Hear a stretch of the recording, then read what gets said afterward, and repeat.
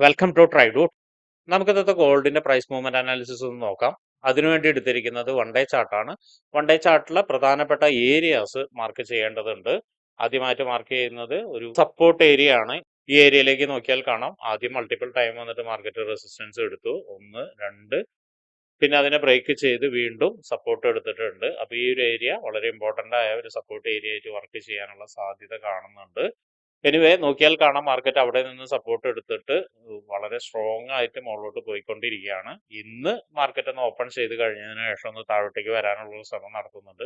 അതും ഫുൾ ബാക്കിന് തന്നെ ആയിരിക്കും. ഇന്നലെയും പറഞ്ഞിട്ടുണ്ടായിരുന്നു, മാർക്കറ്റ് ഇപ്പോഴത്തെ അവസ്ഥയിൽ താഴോട്ടേക്ക് ഇറങ്ങുന്നത് ഒരുപക്ഷെ ഫുൾ ബാക്കിനായിരിക്കും. എന്തായാലും നമ്മളെ സംബന്ധിച്ചിടത്തോളം ഇൻട്രാഡേ ചെയ്യുന്നത് കൊണ്ട് തന്നെ ഇൻട്രാഡേയിലെ പ്രധാനപ്പെട്ട ഏരിയാസ് കണ്ടുപിടിക്കേണ്ടതുണ്ട്. അതിനുവേണ്ടി ചെറിയ ടൈം ഫ്രെയിമിലേക്ക് പോകണം. അതിനു മുൻപ് ഇന്നത്തെ പ്രധാനപ്പെട്ട ന്യൂസുകൾ എന്തെങ്കിലും ഉണ്ടോ എന്നുള്ളത് നോക്കാം. ഇന്ന് USDയിൽ വരുന്ന ന്യൂസ് ഇന്ത്യൻ സമയം 6:45 PM ഉണ്ട്. ADP non farm employment change ആണ്. അതിന്റെ പ്രീവിയസ് ഫിഗർ എന്ന് പറയുന്നത് 122K ആണ്. ഫോർകാസ്റ്റ് എന്ന് പറയുന്നത് 140K ആണ്. അതായത് പ്രീവിയസിനേക്കാളും വലിയൊരു ഫിഗറാണ് ഫോർകാസ്റ്റ് വന്നിരിക്കുന്നത്. എന്താണ് അതിന്റെ യൂഷ്വൽ ഇഫക്റ്റ് എന്നുള്ളത് നോക്കാം. യൂഷ്വൽ ഇഫക്റ്റ് എന്ന് പറയുന്നത് actual greater than forecast is good for currency എന്നാണ്. അങ്ങനെ നോക്കുന്ന സമയത്താണ് ഈ ഫോർകാസ്റ്റിനേക്കാൾ മുകളിൽ ഒരു ഫിഗർ വന്നു കഴിഞ്ഞാൽ കറൻസിക്ക് ബെറ്റർ ആവുമെന്നാണ് പറയുന്നത്. ഇവിടെ നോക്കിയാൽ കാണാം, ഫോർകാസ്റ്റ് നല്ലൊരു ഫിഗർ ആണ് വന്നത്. പക്ഷെ ന്യൂസ് വന്നതിന് ശേഷം മാത്രമേ നമുക്ക് അത് കൃത്യമായിട്ട് മനസ്സിലാവുള്ളൂ. അതിനു മുന്നേ ഒന്നും പ്രവചിച്ച് ട്രേഡിന് പൊസിഷൻ എടുക്കാതിരിക്കുക. ഇനി അടുത്തൊരു ന്യൂസ് വരുന്ന ഇന്ത്യൻ സമയം 8:30 PM ISM സർവീസ് PMA ആണ്. അതിന്റെ പ്രീവിയസ് എന്ന് പറയുന്നത് 54.1 ആണ്, അതായത് 54.1 ആണ്. ഫോർകാസ്റ്റ് എന്ന് പറയുന്നത് 54.2 ആണ്. അതിന്റെയും actual greater than forecast is good for currency എന്നാണ്. അതായത് ഫോർകാസ്റ്റിനേക്കാൾ മുകളിൽ ഒരു ഫിഗർ വന്നു കഴിഞ്ഞാൽ കറൻസിക്ക് നന്നാവുമെന്നാണ് പറയുന്നത്. രണ്ട് ന്യൂസും നോക്കുന്ന സമയത്ത് കറൻസിക്ക് ഫേവറബിൾ ആയിട്ടുള്ള ഫോർകാസ്റ്റ് ആണ് വന്നിരിക്കുന്നത്. പക്ഷെ ന്യൂസ് വന്നതിന് ശേഷം മാത്രമേ നമുക്ക് കൃത്യമായി ഫിഗർ അറിയുള്ളൂ. അപ്പൊ അതിനു മുന്നേ പ്രിപ്പയർ ആവാതിരിക്കുക. ന്യൂസ് വന്നതിന് ശേഷം ഒരു പ്രൈസ് ആക്ഷൻ ബേസ് ചെയ്തിട്ട് മാത്രം ട്രേഡ് എടുക്കാൻ ശ്രമിക്കുക.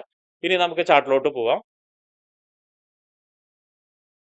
ചാർട്ടിലോട്ട് വരുന്ന സമയത്ത് ഈ രണ്ട് ഏരിയ മാർക്ക് ചെയ്തിട്ടുണ്ടായിരുന്നു. അത് ഒന്ന് ഇന്നലത്തെ ക്യാൻഡലിന്റെ ലോയും അതുപോലെ തന്നെ ഇതൊരു ബ്രേക്ക്ഔട്ട് തന്ന ഒരു ഏരിയ ആയിരുന്നു. ഈ രണ്ട് ഏരിയ മാർക്ക് ചെയ്യാനുള്ള കാരണം പ്രധാനപ്പെട്ട ഏരിയാസ് ഇവിടെ ഉള്ളത് കൊണ്ടാണ്.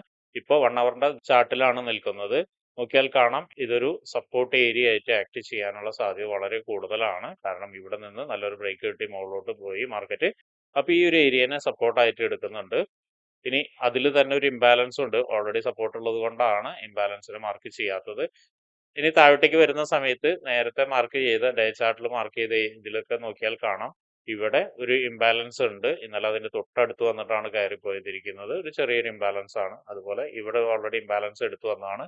മാത്രമല്ല ഈ ഒരു ഏരിയയിലേക്ക് റീടെസ്റ്റിന് വരാനുള്ള സാധ്യതയും കാണുന്നുണ്ട്. ഒരുപക്ഷെ ഈ ഒരു ഇംബാലൻസ്, നേരത്തെ പറഞ്ഞ ഈ ഒരു ഇംബാലൻസ് ബ്രേക്ക് ചെയ്താൽ താഴോട്ടേക്ക് വരാനുള്ള സാധ്യതയുണ്ട്. ഇനി മറ്റൊരു കാര്യം കൂടി ഉണ്ട്. നോക്കിയാൽ കാണാം, ഇവിടെ നിന്നൊരു ട്രെൻഡ് ലൈൻ പോകുന്നുണ്ട്. ആ ഒരു ട്രെൻഡ് ലൈനിലേക്ക് മാർക്കറ്റ് വരാനുള്ള സാധ്യത വളരെ കൂടുതലാണ്. ഈ ട്രെൻഡ് ലൈനിന്റെ കളർ ഒന്ന് മാറ്റിയിടുന്നുണ്ട്. അപ്പൊ ഇത്രയാണ് 1 അവറിന്റെ പ്രധാനപ്പെട്ട ഏരിയാസ് മാർക്ക് ചെയ്യുന്നത്. ഇനി നമുക്ക് 50 മിനിറ്റ്സിലോട്ട് പോയിട്ട് എന്തെങ്കിലും എൻട്രി സാധ്യതകൾ ഉണ്ടോ എന്നുള്ളത് നോക്കാം.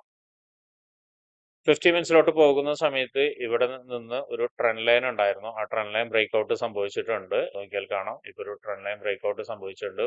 ഒരുപക്ഷെ ഈ ഏരിയയിലേക്ക് ഒരു റീടെസ്റ്റ് വരികയാണെങ്കിൽ നല്ലൊരു ക്യാൻഡിൽ ബ്രേക്ക് ചെയ്ത് ഈ ക്യാൻഡിൽ ബ്രേക്ക് ചെയ്ത് ക്ലോസ് ചെയ്ത് ഒരു നല്ലൊരു റീടെസ്റ്റ് വരികയാണെങ്കിൽ ഇവിടെ നിന്നൊരു എൻട്രി സാധ്യത ഉണ്ട്, ഒരു സെൽ എൻട്രി സാധ്യത ഉണ്ട്. അപ്പൊ അങ്ങനെ നോക്കുകയാണെങ്കിൽ നമുക്ക് ഏറെക്കുറെ കിട്ടേണ്ട ടാർഗറ്റ്, കിട്ടേണ്ട ഏരിയ എന്ന് പറയുന്ന ഒരു സെക്കൻഡ് സിങ് ആണ്. ഈ ഒരു സിങ്ങിലേക്ക് നമുക്ക് ടാർഗറ്റ് കിട്ടേണ്ടതാണ്.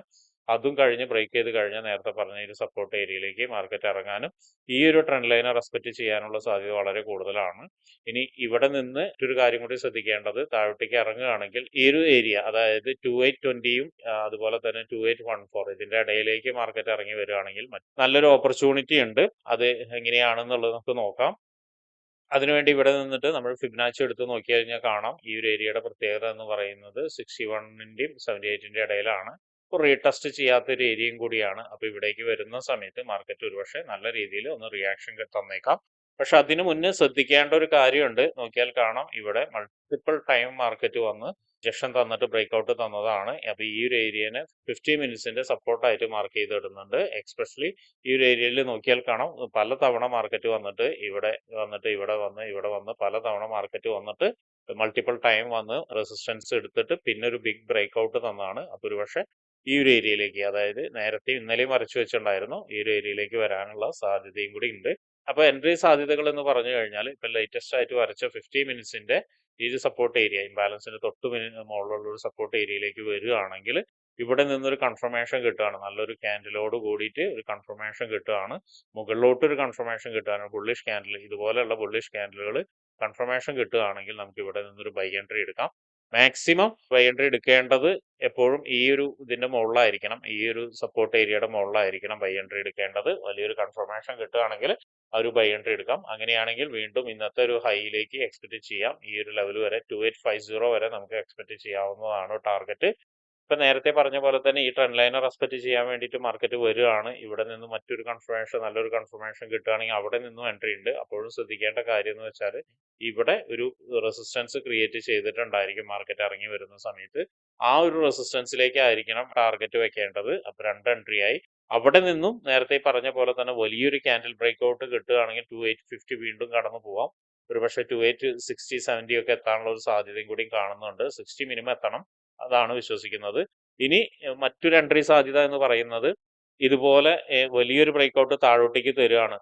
ഇവിടെ നിന്ന് ഈ ട്രെൻഡ് ലൈനിൽ നിന്ന് വലിയൊരു ബ്രേക്ക് ഔട്ട് താഴോട്ടേക്ക് തരികയും ഈ ഒരു ഏരിയയിൽ വീക്ക്നെസ് കാണിക്കുകയും ചെയ്തിട്ടുണ്ടെങ്കിൽ നമുക്കൊരു സെൽ എൻട്രി ഉണ്ട്. സെൽ എൻട്രി ശ്രദ്ധിക്കേണ്ട ഒരു കാര്യം എന്താണെന്ന് വെച്ചിട്ടുണ്ടെങ്കിൽ കൃത്യമായ പാറ്റേൺ വേണം, അല്ലാതെ ചെറിയ ചെറിയ ഇതിലേക്ക് നോക്കാതിരിക്കുക. കാരണം മാർക്കറ്റ് അത്രത്തോളം ബുള്ളിഷ് ആണ്. അപ്പൊ ഏത് സമയത്തും ഈ പ്രധാനപ്പെട്ട ഏരിയകളിൽ നിന്നെല്ലാം മാർക്കറ്റ് കയറി പോവാം.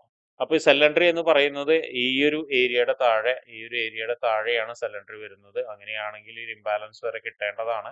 ഇംബാലൻസ് ഒരുപക്ഷെ ബ്രേക്ക് ചെയ്ത് കഴിഞ്ഞാൽ വീണ്ടും താഴോട്ടേക്ക് വരാം, 2788 ഒക്കെ വരാനുള്ള സാധ്യത കാണുന്നുണ്ട്. അപ്പൊ അതും ഒന്ന് നോട്ട് ചെയ്ത് വെക്കേണ്ടത് അത്യാവശ്യമാണ്. കാരണം എന്താണെന്ന് വെച്ചിട്ടുണ്ടെങ്കിൽ ഒരു ബൈ എൻട്രി മാത്രം നോക്കിയാൽ പോലെ മാർക്കറ്റ് ഏത് സമയത്തും നമ്മുടെ വ്യൂയുടെ ഓപ്പോസിറ്റ് വരും. അപ്പൊ അങ്ങനെ വരുന്ന സമയത്ത് നമുക്ക് അതിനും ബേസ് ചെയ്തിട്ട് എൻട്രി നോക്കേണ്ടത് അത്യാവശ്യമാണ്. അപ്പൊ ഇത്രയാണ് ഇന്നത്തെ ഗോൾഡിലുള്ള പ്രൈസ് മൂവ്മെന്റ് അനാലിസിസ്.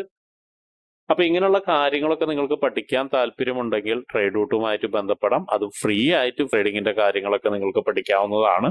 അതിനു വേണ്ടിയിട്ട് ഈ വീഡിയോയുടെ ഡിസ്ക്രിപ്ഷനിൽ ഒരു ഗൂഗിൾ ഫോം കൊടുത്തിട്ടുണ്ട്.